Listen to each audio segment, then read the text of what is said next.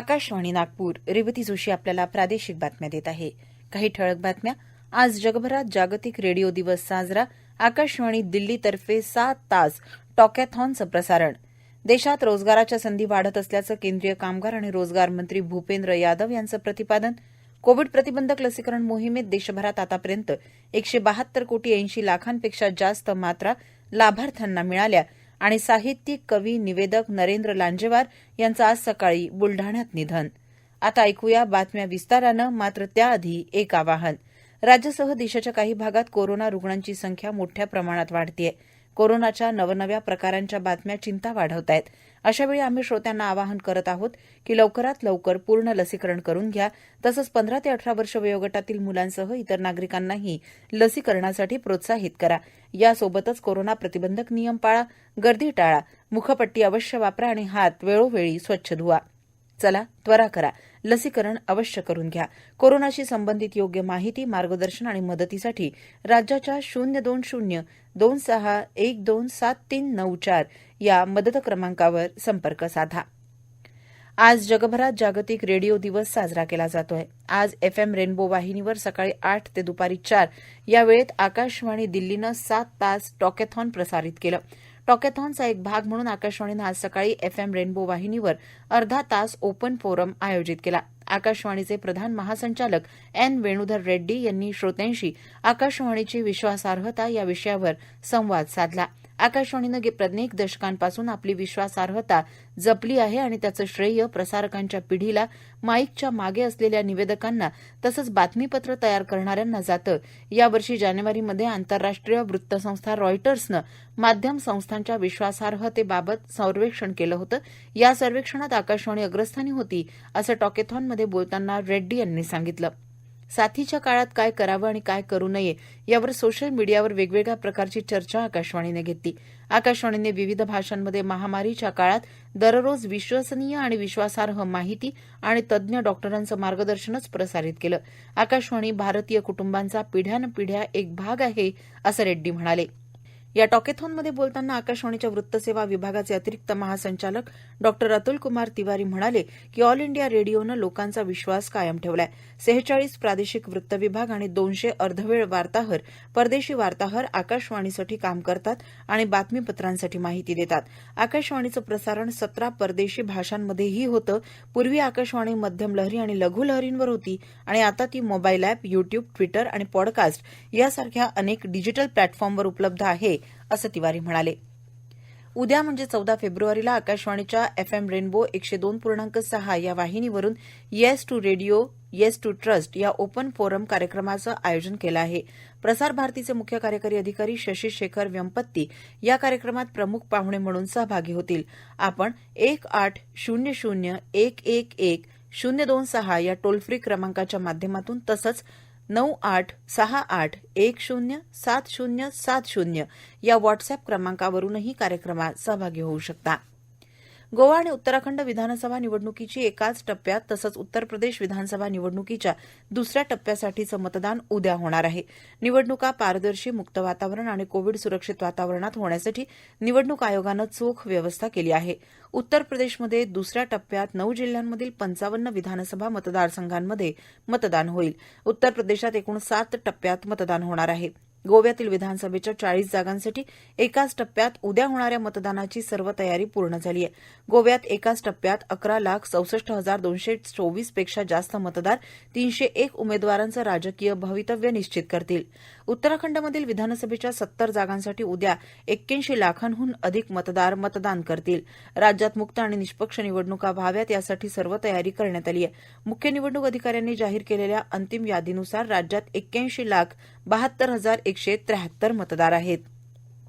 स्वतंत्रता सेनानी, प्रखर वक्त्या आणि प्रसिद्ध कवयित्री सरोजिनी नायडू यांची आज 143वी जयंती आहे. नागरिकांचे अधिकार, महिला सबलीकरण आणि साम्राज्यवादी विरोधी विचारांच्या त्या खंद्या समर्थक होत्या. सरोजिनी नायडू या भारतीय राष्ट्रीय काँग्रेसच्या दुसऱ्या महिला अध्यक्ष होत्या. भारतीय राष्ट्रीय काँग्रेस अधिवेशनाचं अध्यक्षपद भूषवणाऱ्या त्या पहिल्या महिला होत्या. असहकार आंदोलन आणि भारत छोडो आंदोलनात त्या सहभागी झाल्या होत्या. उपराष्ट्रपती एम व्यंकय्या नायडू यांनी सरोजिनी नायडू यांना श्रद्धांजली अर्पण केली आहे. स्वातंत्र्य लढ्यातील त्यांच्या अमूल्य योगदानाबद्दल त्यांचं सदैव स्मरण केलं जाईल, उपराष्ट्रपतींनी आपल्या ट्विटर संदेशात म्हटलं आहे. शेतकऱ्यांचं उत्पादन आणि उत्पन्न वाढ करून शेतकऱ्यांना आर्थिकदृष्ट्या सक्षम करण्यात जैव सुरक्षा प्रयोगशाळेतील संशोधन, कुक्कुट आणि विषाणू लस उत्पादन प्रयोगशाळेत निर्मित होणारी लस महत्वाची भूमिका बजावेल असा विश्वास उपमुख्यमंत्री अजित पवार यांनी व्यक्त केला. औंध इथे पशुरोग निदानासाठी राष्ट्रीय कृषी योजनेअंतर्गत उभारण्यात येणाऱ्या जैव सुरक्षा स्तर 2 आणि स्तर 3 प्रयोगशाळेच्या नूतन वास्तूचं उद्घाटन पवार यांच्या हस्ते झालं, त्यावेळी ते बोलत होते. राज्य सरकारच्या सुपर मार्केटमध्ये वाईन विक्री संदर्भातील निर्णयाविरोधात होणारं आंदोलन ज्येष्ठ समाजसेवक अण्णा हजारे यांनी स्थगित केलंय. या निर्णयाला अण्णांनी विरोध केला होता. तसंच हा निर्णय मागे घ्यावा यासाठी त्यांनी 14 फेब्रुवारीपासून आंदोलन करणार असल्याचं जाहीर केलं होतं. मात्र राज्य सरकारच्या उत्पादन शुल्क विभागाच्या सचिव वल्सा नायर यांनी अण्णा यांची भेट घेऊन लेखी आश्वासन दिल्यानंतर हजारे यांनी आंदोलन स्थगित केल्याचं जाहीर केलंय. तिमाही रोजगार सर्वेक्षण आणि कर्मचारी भविष्य निर्वाह निधीच्या आकडेवारीवरून देशात रोजगार वाढत असल्याचं स्पष्ट होत आहे, असं केंद्रीय कामगार आणि रोजगार मंत्री भूपेंद्र यादव यांनी म्हटलंय. ते काल गुरुग्राम इथे कर्मचारी राज्य विमा महामंडळाच्या बैठकीत बोलत होते. देशात रोजगाराच्या संधी वाढत असून केंद्र सरकार संघटित आणि असंघटित अशा सर्व कामगारांच्या कल्याणासाठी कटिबद्ध असल्याचं त्यांनी सांगितलं. कारखाने आणि सूक्ष्म लघु तसंच मध्यम उद्योगांच्या समन्वयानं कर्मचाऱ्यांची आरोग्य तपासणी केली जाईल. प्रायोगिक तत्वावर 15 शहरांमध्ये ही योजना राबवली जाईल, असं ते म्हणाले. या प्रादेशिक बातम्या आपण आकाशवाणीच्या नागपूर केंद्रावरून ऐकत आहात. आमच्या केंद्रावरील सर्व बातम्या ऐकण्यासाठी आणि ताज्या घडामोडी जाणून घेण्यासाठी Marathi news Nagpur all India radio या आमच्या युट्यूब चॅनलला नक्की सबस्क्राईब करा. कोविड प्रतिबंधक लसीकरण मोहिमेत देशभरात आतापर्यंत 172 कोटी 80 लाखांपेक्षा जास्त मात्रा लाभार्थ्यांना मिळाल्या आहेत.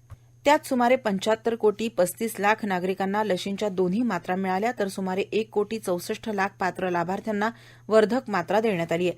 15 ते 18 वर्ष वयोगटातील 6 कोटी 68 लाखांपेक्षा जास्त लाभार्थ्यांनी लस घेतली. राज्यात आतापर्यंत 6 कोटी 39 लाखांपेक्षा जास्त नागरिकांना लशीच्या दोन्ही मात्रा मिळाल्या आहेत, तर 13 लाख 8 हजारांपेक्षा जास्त पात्र लाभार्थ्यांना वर्धक मात्रा मिळाली आहे. 15 ते 18 वर्ष वयोगटातील 42 लाख 31 हजारांपेक्षा जास्त लाभार्थ्यांनी लस घेतली आहे. दरम्यान विदर्भात आज चंद्रपूर जिल्ह्यात 129 जणांनी कोरोनावर मात केली असून 27 नवीन रुग्ण बाधित झाले. गोंदिया जिल्ह्यात 87 जणांनी कोरोनावर मात केली असून 14 नवीन रुग्ण बाधित झाले. भंडारा जिल्ह्यात रविवारी 34 नवे कोरोना बाधित आढळले असून आज बऱ्या झालेल्या रुग्णांची संख्या 77 आहे. तर गडचिरोली जिल्ह्यात आज 71 नवीन कोरोना बाधित आढळले असून तब्बल 172 जणांनी कोरोनावर मात केली. उपराजधानी नागपुरात आज 385 नवे कोरोना बाधित आढळले असून 4 बाधितांचा मृत्यू झाला आहे. राज्याचे पर्यावरण मंत्री आदित्य ठाकरे आज चंद्रपूरच्या आणि उद्या नागपूरच्या दौऱ्यावर असून त्यांचं आज चंद्रपूरमध्ये आगमन झालं. ते आज चंद्रपूरमधील रामाळा तलावाची पाहणी करतील. सायंकाळी बगड खिडकी चांदा किल्ला स्वच्छता मोहिमेची पाहणी ते करतील. जिल्हाधिकारी कार्यालय चंद्रपूर इथे जिल्हा पर्यटन विषयक चर्चा करण्यासाठी आयोजित बैठकीत ते सहभागी होतील. उद्या नागपूरमध्ये ते खापरखेडा औष्णिक केंद्राजवळील नांदगाव तलावाची पाहणी करतील. त्यांच्या हस्ते नागपूर फ्लाईंग क्लबचं उद्घाटन होणार असून ते माझी वसुंधरा अभियान संदर्भात आणि महाराष्ट्र पर्यटन महामंडळाची नागपूर विभागीय बैठक सुद्धा घेतील. तत्पूर्वी नागपूर विमानतळावर आज पत्रकारांशी संवाद साधताना त्यांनी विदर्भात पर्यावरण संरक्षणाला संधी असून अजनी वनाच्या बाबतीत चर्चा करून तोडगा काढणार असल्याचं प्रतिपादन केलं. भोपाळच्या मराठी साहित्य अकादमी मध्य प्रदेश संस्कृती परिषदेचा कविवर्य भास्कर रामचंद्र तांबे पुरस्कार नामवंत कवयित्री सारिका उबाळे यांना शिरसनाता या कविता संग्रहासाठी आज अमरावतीत प्रदान करण्यात आला. मराठी साहित्य अकादमीचे सहाय्यक कार्यक्रम अधिकारी दीपक कुमार गुप्ता आणि विजय भालेराव यांच्या हस्ते 51,000 रुपये आणि स्मृतिचिन्ह देऊन उबाळे यांना गौरविण्यात आलं. वाशिम इथले कवी मोहन शिरसाट यांच्या नाही फिरलो माघारी या मराठी कविता संग्रहालाही मध्य प्रदेश शासनाचा मराठी साहित्य अकादमी पुरस्कार जाहीर झाला आहे. अकोला इथे शेतकरी जागर मंचाच्या वतीने उद्या सेव्ह माय व्हॅलेंटाईन या उपक्रमांतर्गत अनोखं आंदोलन केलं जाईल. 14 फेब्रुवारी व्हॅलेंटाईन डे निमित्त प्रेमाची फेरी काढून नागरिकांना शुभेच्छा संदेश, गुलाबाचं फूल आणि देऊन शेती, शिक्षण आणि रोजगार संदर्भात व्यथा मांडून सरकारचं लक्ष वेधलं जाणार आहे. 21व्या शतकात विज्ञानाची प्रगती होत असली तरी दुसरीकडे संस्काराची अधोगती होतीये. राज्यात सध्या शरीर बिघडवणारं केंद्र महाविकास आघाडी सरकार उघडतंय. हे केंद्र आता किराणा दुकानापर्यंत देखील पोहोचलंय. यामुळे तरुण पिढी बर्बाद होईल असं प्रतिपादन आमदार सुधीर मुनगंटीवार यांनी केलं. चंद्रपूर शहर महानगरपालिकेच्या माध्यमातून उभारण्यात आलेल्या भानापेठ इथल्या सुसज्ज आणि अत्याधुनिक व्यायामशाळेचं उद्घाटन करताना ते बोलत होते. साहित्यिक, कवी, निवेदक नरेंद्र लांजेवार यांचं आज सकाळी बुलढाण्यात एका खासगी रुग्णालयात निधन झालं. ते 54 वर्षांचे होते. भारत विद्यालयामध्ये ग्रंथपाल असताना त्यांचा साहित्य काव्य चळवळीशी सक्रिय संबंध होता. अनेक नवोदित लेखकांना त्यांनी साहित्याचा मंच उपलब्ध करून दिला. बुलढाण्यात त्यांनी बालसाहित्य संमेलन, महिला साहित्य संमेलन, युवा साहित्य संमेलन अशी विविध साहित्य संमेलनं घेतली. मुक्त पत्रकार म्हणून त्यांचं पत्रकारितेच्या क्षेत्रातही योगदान राहिलं. गेल्या 4 महिन्यांपासून ते फुफ्फुसाच्या आजारानं त्रस्त होते. त्यांनी देहदानाचा संकल्प केलेला असल्यामुळे त्यांचं पार्थिव दान करण्यात आल्याचं आमच्या वार्ताहरानं कळवलं. दरम्यान माजी गृहराज्यमंत्री आणि विधान परिषद आमदार रणजित पाटील यांनी पार्थिवाचं अंत्यदर्शन घेऊन शोकसंवेदना व्यक्त केल्या आहेत. शेवटी पुन्हा काही ठळक बातम्या. आज जगभरात जागतिक रेडिओ दिवस साजरा. आकाशवाणी दिल्लीतर्फे 7 तास टॉकॅथॉन प्रसारित. देशात रोजगाराच्या संधी वाढत असल्याचं केंद्रीय कामगार आणि रोजगार मंत्री भूपेंद्र यादव यांचं प्रतिपादन. आणि साहित्यिक, कवी, निवेदक नरेंद्र लांजेवार यांचं आज सकाळी बुलढाण्यात निधन. याबरोबरच हे प्रादेशिक बातमीपत्र संपलं. नमस्कार.